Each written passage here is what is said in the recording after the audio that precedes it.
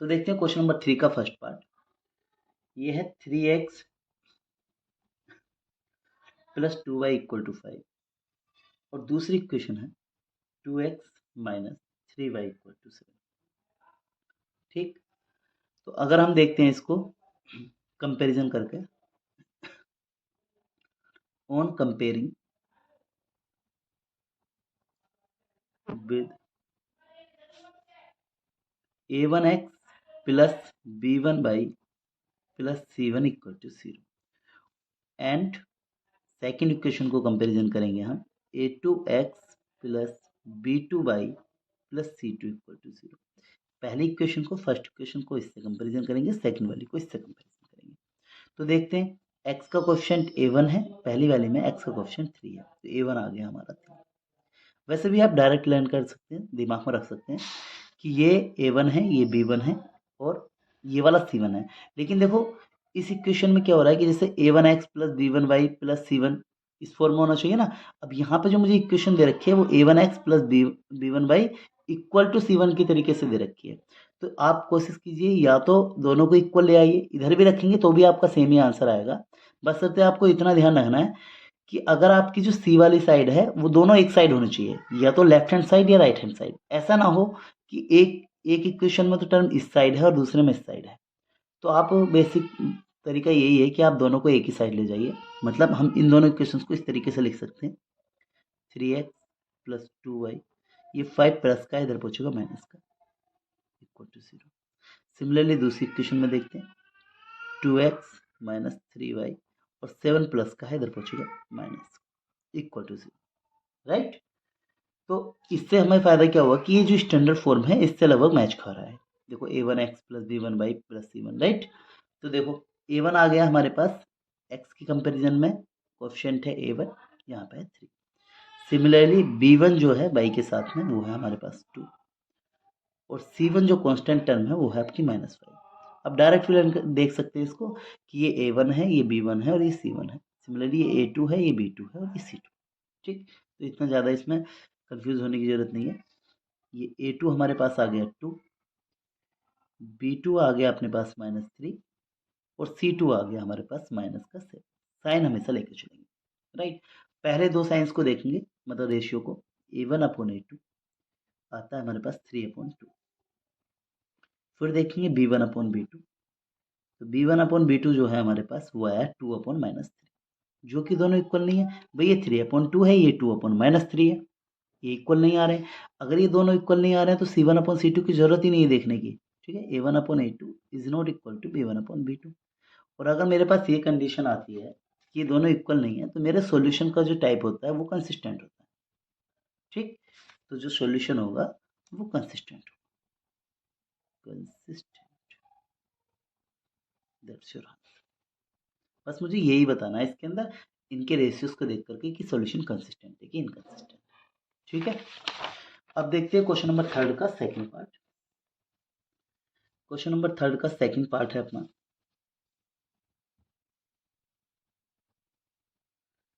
2x minus 3y equal to 8 और second equation है 4x minus 6y equal to 9। ठीक, तो पहले तो आप इसे स्टैंडर्ड फॉर्म के इक्वल बना लीजिए लगभग लगभग। देखो 2x माइनस 3y और 8 जो है इसे इस साइड ले आइए, प्लस का है 8, इक्वल के दूसरी साइड जाएगा, अपना साइन चेंज करेगा, माइनस का हो जाएगा equal to 0। Similarly 4x minus 6y, 9 plus का है इधर जाकर हो जाएगा माइनस का इक्वल टू 0। अब हम कंपैरिजन करेंगे, ऑन कंपेयरिंग x का कोएफिशिएंट a1 है, फर्स्ट इक्वेशन में x का कोएफिशिएंट 2 है, तो a1 आ गया आपका 2। सिमिलरली x y का कोएफिशिएंट b1 है, यहाँ पे y का कोएफिशिएंट -3 है और यहाँ पे y सी कांस्टेंट टर्म c1 है और यहाँ पे कांस्टेंट टर्म -8 है। ठीक, अब यहाँ पे सेकंड इक्वेशन से कंपैरिजन करते हैं, x का कोएफिशिएंट a2 है। इसी प्रकार से देखते हैं सेकंड इक्वेशन की कंपैरिजन करके, तो x के साथ है a2, यहाँ पे x के साथ कोएफिशिएंट है 4।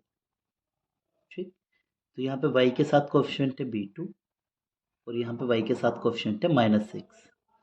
कांस्टेंट टर्म है C2 और यहाँ पे कांस्टेंट टर्म है -9, राइट। तो अब देखते हैं हम रेशियो निकाल करके, तो A1/A2 आपका आएगा 2/4, क्योंकि A1 है 2, A2 है 4। अब इसी प्रकार से आप B1/B2 निकाल लो।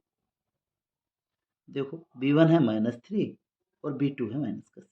इन्हें सिंप्लीफाई करके देखते हैं, तो 2 1 ज़ा 2, 2 2 ज़ा 4, यानी कि पहला रेशियो 1/2 आ रहा है। सेकंड वाले को देखते हैं, माइनस से माइनस जाएगा, 3 1 ज़ा 3, 3 2 ज़ा 6, यानी कि ये भी 1/2 आ रहा है। और अगर दोनों रेशियो मेरे पास इक्वल आते हैं, तब मैं जाता हूँ C1/C2 की तरफ। तो C1/C2 आपका आएगा -8/9। ठीक, माइनस से माइनस जाएगा तो ये आएगा 8/9। अगर हम इन तीनों रेशियो को कंपैरिजन करते हैं तो देखते हैं A1/A2 तो इक्वल आ रहा है B1/B2 के, लेकिन C1/C2 इक्वल नहीं आ रहा है, ठीक है, क्योंकि 8/9 है, is not equal to C1/C2। और अगर आपके पास ये सॉल्यूशन आता है कि पहले दो रेशियोज इक्वल हैं लेकिन दूसरे इक्वल नहीं है, तो आपके पास जो सॉल्यूशन का टाइप होता है वो होता है इनकंसिस्टेंट, राइट। तो जो हमारे पास सॉल्यूशन होगा वो होगा इनकंसिस्टेंट। ठीक, बेसिकली आपको ये टेबल लर्न होनी चाहिए, आप रेशियो देख करके इजीली बता सकते हैं। अब देखते हैं क्वेश्चन नंबर थर्ड इसका। थर्ड क्वेश्चन है, क्वेश्चन नंबर थर्ड का, 3/2x plus 5/3y equal to 7। और सेकंड है आपके पास 9x minus 10y equal to 14। ठीक, चलो सबसे पहला काम तो यही है कि 7 को इस साइड ले जाइए, इस 14 को इस तरफ ले जाइए। ठीक, तो देखते हैं कि अगर 7 को इधर लेके जाते हैं तो 3/2x तो ऐसे ही रहेगा, प्लस 5/3y। 7 इक्वल के इस साइड आ जाएगा तो -7, दूसरी तरफ आ जाएगा 0। ठीक, 9x माइनस 10y, 14 इधर आ जाएगा माइनस का और उधर आ जाएगा इक्वल में 0। ठीक, अब देखते हैं इसे कंपैरिजन करके, रेशियो निकाल करके। तो ऑन कंपेयरिंग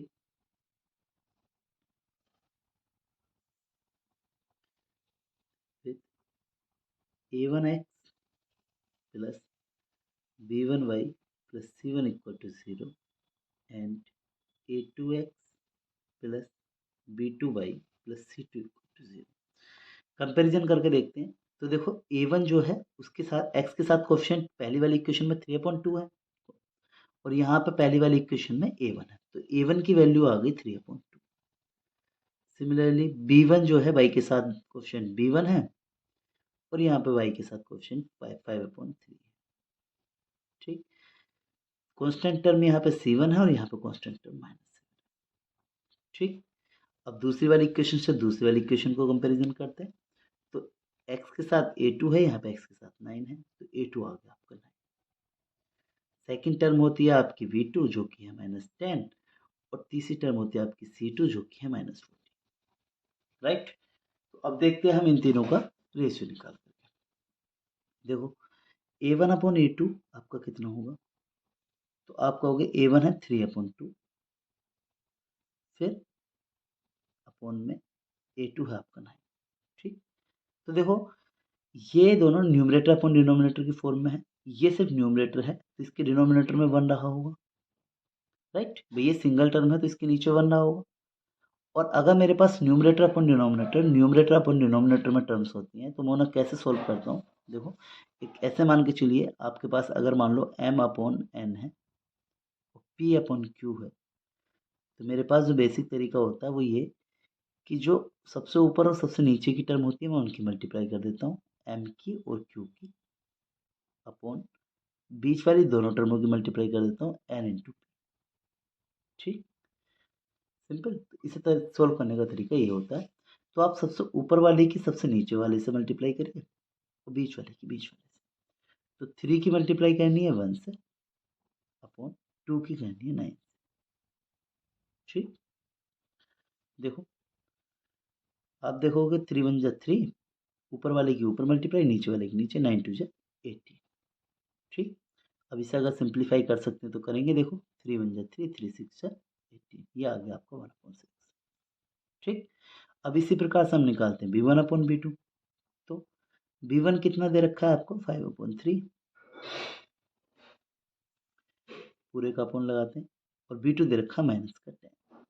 ठीक, देखो ये न्यूमरेटर अपन डिनोमिनेटर की फॉर्म में, ये सिर्फ न्यूमरेटर है, इसके नीचे डिनोमिनेटर होगा 1, जहाँ कुछ नहीं होता वहाँ पे 1 होता है। ऊपर वाले की ऊपर वाले से मल्टीप्लाई करनी है, नीचे वाले से, बीच वाले की बीच वाले से। तो 5 की मल्टीप्लाई होगी 1 से, और 3 की होगी -10 से। ठीक, 3 की -10, 5 की 1 से करी 5 आ गया, 3 की 10 से करी 30 आ गया, वो भी माइनस का। ठीक, अब इसे सिंप्लीफाई कर लेते हैं, 5 1 जब 5, 5 6 है 30, ये आ गया 1/6, लेकिन नीचे माइनस है तो माइनस।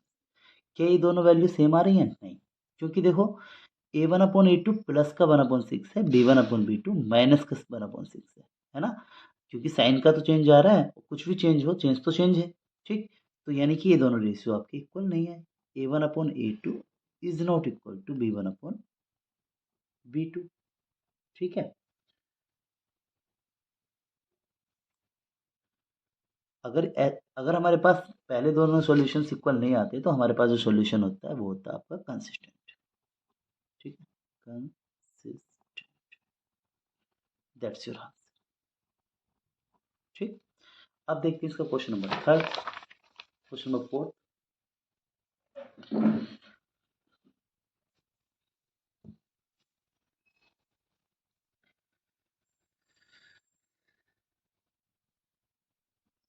देखो क्वेश्चन नंबर 4 क्या कह रहा है, 5x minus 3y equal to 11। Second equation है आपका -10x plus 6y equal to -22। ठीक, तो देखो सबसे पहले तो इसे स्टैंडर्ड फॉर्म के फॉर्म में ले आते हैं, स्टैंडर्ड फॉर्म के तरीके से। 5x माइनस 3y और 11 प्लस का है, इधर पहुंचेगा माइनस का, equal to 0। Similarly -10x plus 6y, minus का 22 है, इधर पहुंचेगा प्लस का 22, इक्वल टू 0, क्योंकि इक्वल के दूसरी तरफ साइन चेंज हो जाते हैं। ठीक, अब आप इसे standard form of quadratic, standard form of linear equation से कंपैरिजन करें, a1/a2 b1/b2 और c1/c2 निकालो। ठीक है, और उसके अकॉर्डिंग देखो कि आपका सॉल्यूशन कंसिस्टेंट है कि इनकंसिस्टेंट है। तो देखो on comparing with a1x plus b1 plus c1 equal to 0 and a2x plus b2 plus c2 equal to 0। ठीक है, तो x के साथ a1 है पहली इक्वेशन में, और x के साथ यहाँ पे 5 है, y के साथ v1 है कोएफिशिएंट, यहाँ पे y के साथ -3, और यहाँ पर कांस्टेंट टर्म c1 है, और यहाँ पर कांस्टेंट टर्म -। ठीक, सिमिलरली अगर सेकंड इक्वेशन कंपेरिजन करेंगे, ये a1 है, ये सॉरी ये a2 है, ये b2 है, और ये c2। तो a2 आ गया आपका -10, b2 आ गया आपका 6, और c2 आ गया आपका 22। कंपेरिजन करके देखते हैं दोनों, a1/a2 अपन b1/b2 की, a1/a2 रख के देखते हैं, तो ये आ गया 5/-10। ठीक, सिंप्लीफाई करो, 5 1 जा 5, 5 2 जा 10, ये आ गया 1/-। ठीक, अब देखते हैं सेकंड वाला, तो b1/b2। ठीक, -3 b1 है, और b2 है आपका 6, तो 3 1 जा 3, 3 2 जा 6, माइनस का 1/2। देखो a1/a2 b1/b2 दोनों इक्वल आ रहे हैं, ये भी माइनस का 1/2 है, ये माइनस का 1/2 है। देखो माइनस चाहे नीचे हो, चाहे ऊपर हो, चाहे बीच में हो, उनकी सेम ही वैल्यू होती है, ऊपर भी, नीचे भी, या बीच में भी, कोई अंतर नहीं है तीनों में। ठीक है, तो a1/a2 b1/b2 दोनों इक्वल आ गए। तो अब निकालते हैं हम c1/c2। c1/c2 का मतलब है -11/20। ठीक, 11 1 जा 11, 11 2 जा 22, ये आ गया माइनस का 1/2। तीनों वैल्यूज आ रही है इक्वल। ठीक, अगर तीनों इक्वल हैं तो रेशियो तीनों इक्वल होंगे, a1/a2 is equal to c1/c2। ठीक है, अगर तीनों रेशियो इक्वल आते हैं तो हमारे पास सॉल्यूशन जो होता है वो डिपेंडेंट कंसिस्टेंट होता है, मींस कंसिस्टेंट तो तब भी रहेगा, सॉल्यूशन हो गया कंसिस्टेंट।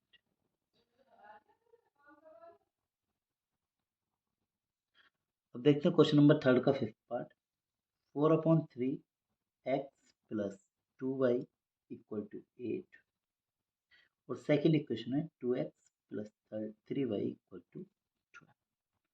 ठीक, स्टैंडर्ड फॉर्म में लेके आते हैं इन दोनों इक्वेशंस को। 4/3x प्लस 2y 8 इधर से दूसरी तरफ लेके आना होगा तो माइनस का 8 हो जाएगा equal to 0। Similarly 2x plus 3y 12 इधर प्लस का इधर आकर के माइनस का हो जाएगा। ठीक, अब हम इन्हें स्टैंडर्ड फॉर्म से कंपैरिजन करेंगे और रेशियोज निकालेंगे। तो देखो ऑन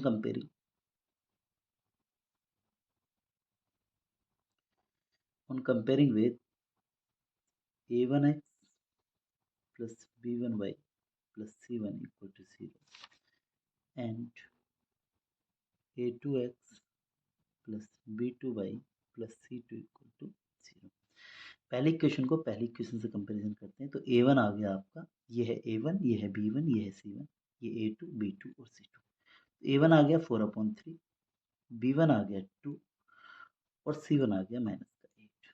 ठीक है, a1 b1 c1। इसी प्रकार से a2 आ गया आपका 2, b2 आ गया आपका 3 और c2 आ गया आपका माइनस का 12। राइट, रेशियोज निकाल के देखते हैं। तो पहला a1/a2, a1 कितना दे रखा 4/3 अपॉन a2 कितना है 2। देखो ये न्यूमरेटर अपन डिनोमिनेटर है, ये सिर्फ न्यूमरेटर है, इसके नीचे 1 और लगा देंगे, न्यूमरेटर अपन डिनोमिनेटर में हो जाएगा। ठीक, इस तरीके करने का तरीका वही है कि ऊपर वाले की सबसे नीचे वाले से मल्टीप्लाई, 4 की 1 से और 3 की 2 से मल्टीप्लाई। राइट, तो 4 1 जा 4 और 3 2 जा 6।